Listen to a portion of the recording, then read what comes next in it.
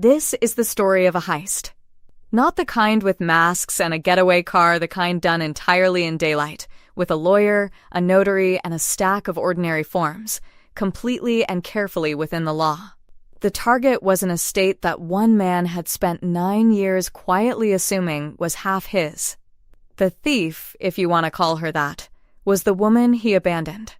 And the week the whole operation went into motion was the worst week of her life, which is exactly why he never saw it coming. That woman is me. The week I was diagnosed, the week a doctor sat across from me and said the words that split my whole life into a before and an after, my husband packed a bag and left. He told me he couldn't do this. He thought he was walking away from a sinking ship. What he did not know is that while he was gone, I was going to quietly move every single thing of value off that ship in 5 legal steps, so that by the time he thought to come back and look, there would be nothing left for him to claim. He never bothered to read the one document that actually mattered. He didn't know what was in my will, and he had no idea I was about to rewrite it. Let me break down, step by step, exactly how it was done. But before I do, I want to ask you something, and I genuinely want your answer in the comments. When you're at your absolute lowest, sick, scared, flat on the floor, that's when you find out who people really are. So tell me, has someone ever shown you exactly who they were the moment you needed them most? Did they show up, or did they disappear? Be honest, because the entire reason I'm standing here, healthy and whole and keeping everything that was mine, is that the moment my husband showed me who he was, I believed him the first time. Tell me your story in the comments.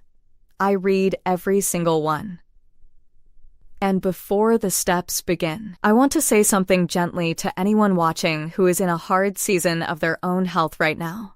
This is a revenge story, yes. But underneath it is something I'd want you to hear even if no one had wronged you. In a frightening time, taking quiet, practical control of the few things you actually can control is not cold, and it is not giving up hope. It is one of the most grounding, dignifying things you can do for yourself. Sorting out who speaks for you, where your things would go, who is really in your corner that isn't planning to lose. That's planning to face whatever comes with your feet under you. It steadied me more than almost anything. I hope whatever you're facing, you let yourself have that same steadiness. First, let me set the scene, because every heist needs you to understand the layout of the building. My name is Catherine, and I am, by background, the one who came into the marriage with the foundation under it.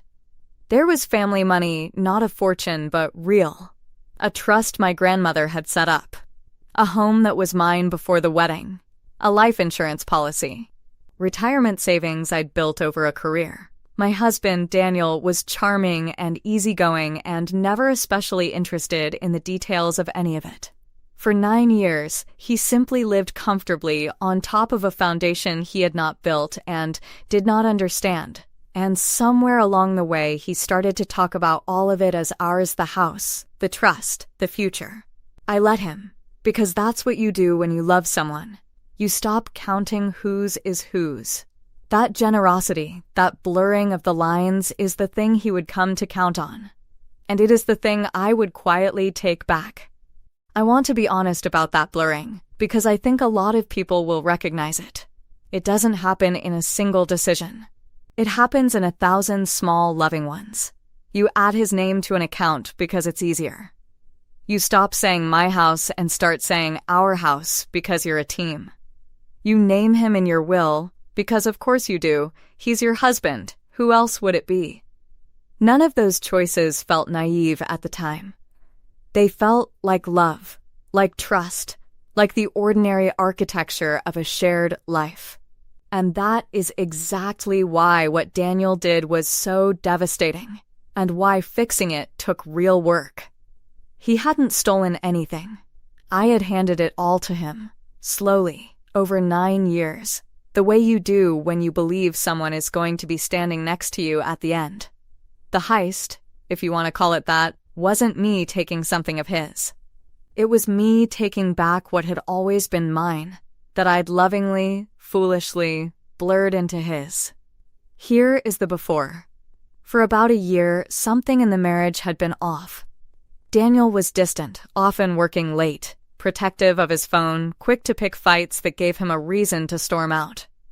I told myself it was a rough patch. I know now it was an affair. There was a woman named Tara, though I wouldn't have her name until later, and I know now that Daniel had been planning his exit for months, waiting for the right moment, the right excuse. The version of leaving that would make him look least like the villain he was about to be. And then, life handed him his excuse. I got sick. I went in for what I thought was nothing, and I came out with a diagnosis, a serious one. The kind that means a hard year ahead. Treatments, uncertainty. The kind of news that makes the floor tilt under you. I came home shaking, and I told my husband, because he was my husband, and I needed him. He was quiet for a long moment. And then, within the same week, I want you to hear that, the same week he packed a bag. He said he couldn't handle this. He said he needed to find himself. He said a lot of words, but the only one that mattered was goodbye.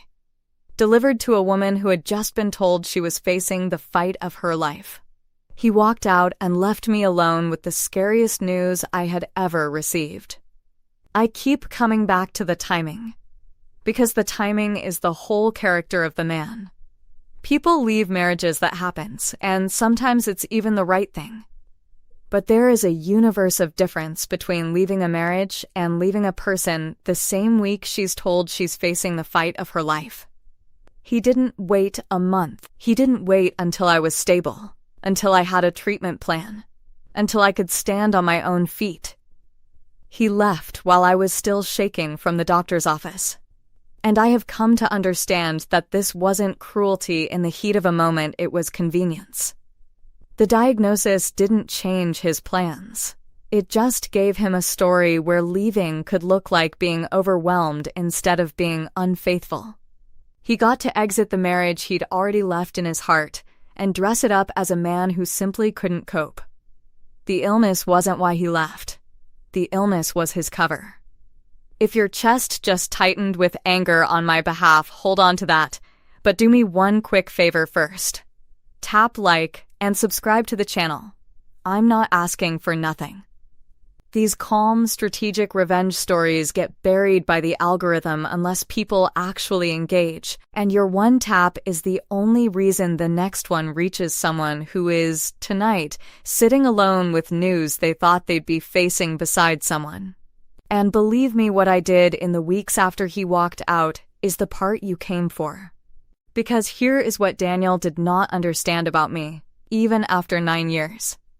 I am not, at my core, someone who falls apart. I am someone who gets organized. And once the first shock passed, once I had cried on my bathroom floor and let my sister hold me and let myself be as scared as I had every right to be, something in me went very, very clear. I realized 2 things at the same time. The first was that I was going to fight this illness with everything I had, surrounded by the people who actually showed up. And the second was that the man who had just abandoned me at my lowest moment was still, on paper, entitled to a great deal of what I'd built, and that I had been handed, by his own cowardice, a clean and perfect window to fix that. He thought he was leaving a dying woman. I decided to become a woman who, win or lose, controlled exactly where everything she owned would go. So I called a lawyer, and the heist began. I made that call from my kitchen table 3 days after he left, with a notepad in front of me and my sister sitting across from me. And I remember the exact moment my fear turned into focus, because it's the moment this whole story pivots on. I had been staring at the ceiling the night before, drowning in everything at once: the diagnosis, the abandonment, the sheer unfairness of facing both in the same 7 days. And then a single clarifying thought surfaced through all of it. He thinks I'm too broken to do anything. Everyone going through what I'm going through is assumed to be too overwhelmed to act. And that assumption that a sick, abandoned woman would simply collapse and let things drift was the exact cover I needed. Nobody watches the person they've already written off. Daniel had written me off as a sinking ship. He would not be watching the ship at all, which meant I had all the time and all the quiet in the world to empty it. Move 1. The will itself. This was the centerpiece, the thing the title of this whole story is built on. Like a lot of married people, I had a will that named my husband left him the house, named him a major beneficiary, made him the person who would inherit the trust's reach and the rest of it if anything happened to me. That will had been written years ago, by a younger version of me who believed the man beside her would be there at the end. That woman was gone, and her will went with her. People assume rewriting a will is some dramatic, difficult thing. It isn't. It is an afternoon, a lawyer, and the willingness to be honest about your own life. The hardest part is not the paperwork. The hardest part is admitting to yourself that the person you once trusted with everything has become someone you can trust with nothing. Once I admitted that, the rest was just signatures. I sat down with my lawyer and I revoked the old will completely, and I wrote a new one. Daniel was removed from every line of it. Everything I had, the home, the savings. What flowed from the trust was redirected entirely to the people who had shown up. My children, my sister, a cause that mattered to me. The man who left me the week I was diagnosed would, if the worst happened, inherit exactly nothing. Not because I was cruel. Because he had told me with his own feet that he did not want to be part of my life. I simply made the paperwork agree with him. I want to say something here for anyone watching who feels a flicker of guilt at the idea of doing this. Because I felt it too for about a day. It can feel cold, sitting in a lawyer's office crossing your husband's name off the document that was supposed to take care of him. But here is what I realized, and what set me free of the guilt entirely. A will is not a love letter. It is an instruction for what happens to the things you spent your life building, given to the people you trust to receive them. Daniel had removed himself from the category of people I trusted. He'd done it himself, with a packed bag in my worst week. Keeping him in my will after that wouldn't have been generosity. It would have been me refusing to believe what he'd plainly shown me. Updating it wasn't revenge. It was simply telling the truth in legal language about who was actually in my life and who had chosen to leave it. Move 2. The beneficiaries he never thought about. Here is what most people don't realize, and what Daniel certainly didn't. A will is only one piece. The bigger money often moves through beneficiary designations on life insurance, on retirement accounts, and those pass outside the will entirely, straight to whoever is named, no matter what any will says. And Daniel was named on all of them. He had probably forgotten they existed. I had not. One by one, calmly, with the forms each company required, I changed every single designation. The life insurance that would have made him comfortable for life if I died now went to my children, in a structure he could never touch. The retirement accounts? The same. In an afternoon of boring paperwork, I quietly moved the largest pieces of all entirely beyond his reach. And he never felt the ground shift. Because he wasn't paying attention. He never had been. That was always his weakness and my advantage. There's a strange lesson buried in this move, and I think it's one of the most practical things I can hand you, so write it down somewhere. Most people believe their will controls everything they own. It doesn't. Retirement accounts, life insurance, and certain other assets pass by beneficiary designation. And those designations override your will entirely. You can leave a perfect airtight will giving everything to your children, and if your ex is still listed as the beneficiary on your life insurance, he gets the life insurance. Full stop. no matter what the will says. People have accidentally enriched the exact person they spent a fortune trying to disinherit, because they updated the will and forgot the forms. I knew this only because my work had brushed up against it over the years. Daniel didn't know it at all. And the gap between what he didn't know and what I did was, quite literally, the largest part of the estate. The home had been mine before the marriage, but 9 years of shared life can blur even that, so I made sure it was unblurred. With my lawyer, I documented the separate property history of the home cleanly and completely, the records, the timeline, the proof that it came in with me and had always been mine.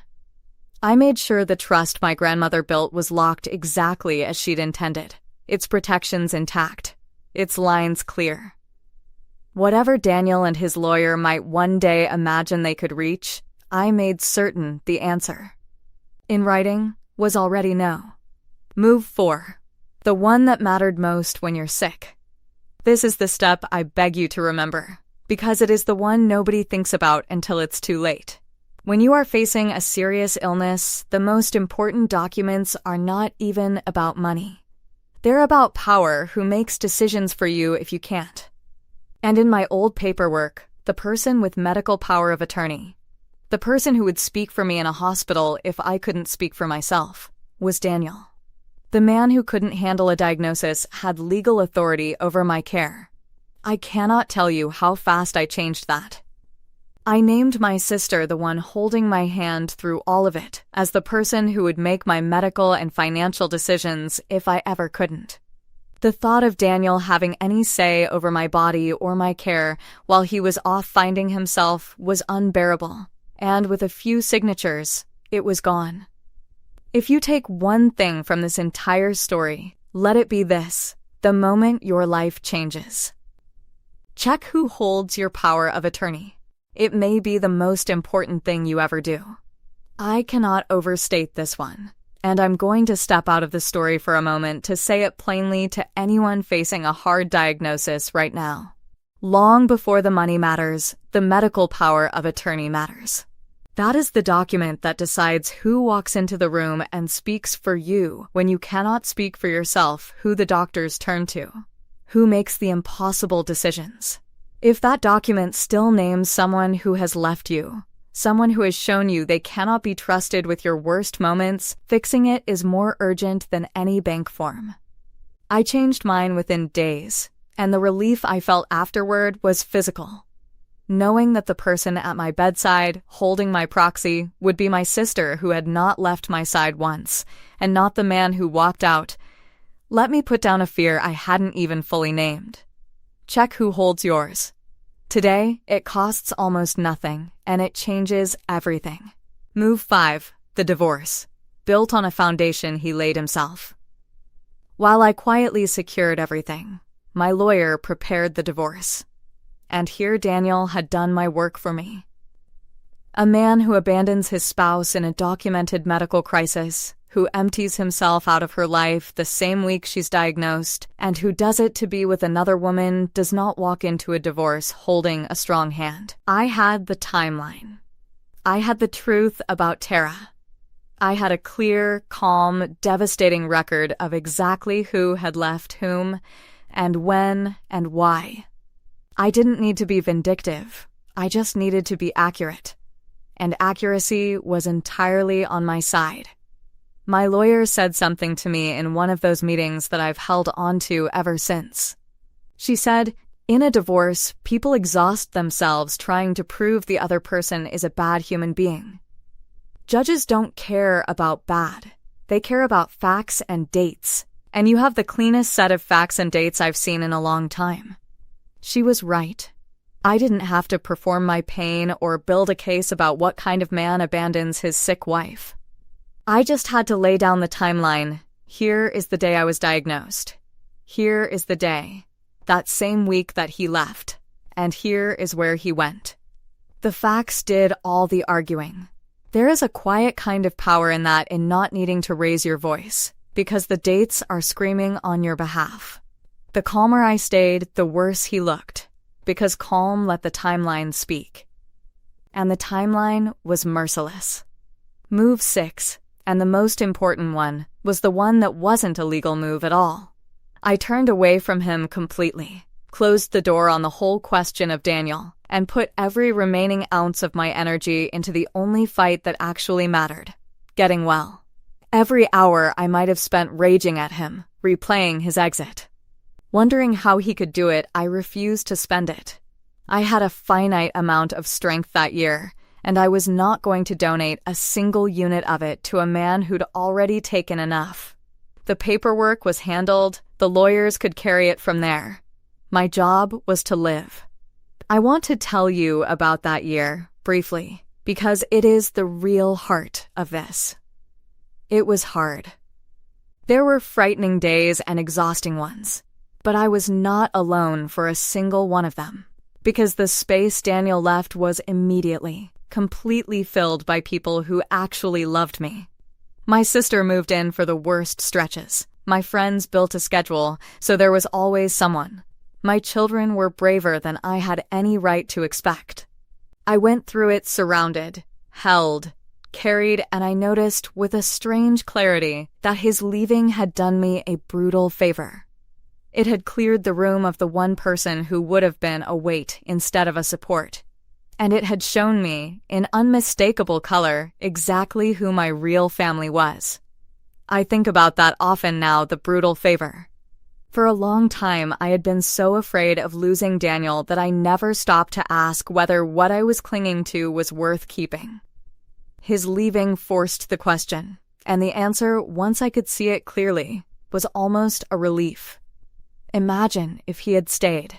Imagine going through the hardest year of my life shackled to someone who didn't want to be there, who resented every hour of it, who was counting the days until he could leave without looking like the bad guy. That would have been so much lonelier than being actually alone. Instead, the room filled with the right people, and I healed inside a circle of genuine love instead of beside a man performing reluctant duty. He thought leaving was the cruelest thing he could do to me. It turned out to be, accidentally, one of the kindest. He removed himself, and the space he left was so much warmer than he had ever been. There was one moment, near the end of my treatment, when the heist and the healing collided. Daniel came back. Not with love, with a lawyer's quiet panic, because somewhere in the divorce process, the reality had finally dawned on him. He had assumed the whole time that no matter how he left, he'd still walk away with the house, a share of the trust, a comfortable cut of everything. He had assumed he was still in the will, still on the policies, still entitled to the foundation he'd lived on for 9 years. And one by one, his lawyer had discovered that he was named on nothing. Removed from the will. Off every beneficiary line. Locked out of the home by its own clean history. Stripped of every power he'd once held over me. He came back not because I was getting well, but because he'd realized the sinking ship had quietly sailed off without him, with all the treasure still aboard. I had imagined this moment many times during the quiet weeks of paperwork, the moment he'd realize. I'd pictured it as a kind of triumph. But when it actually came, standing in my doorway looking at a man I'd once loved now visibly panicking about money while I was still recovering from a year of treatment, I didn't feel triumph at all.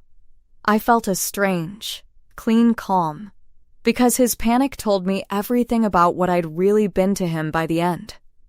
He had not come to the door once during the hardest year of my life to ask how I was, whether I was surviving, whether the children were okay. Not once. But the moment a lawyer told him the estate was gone, he found my address immediately.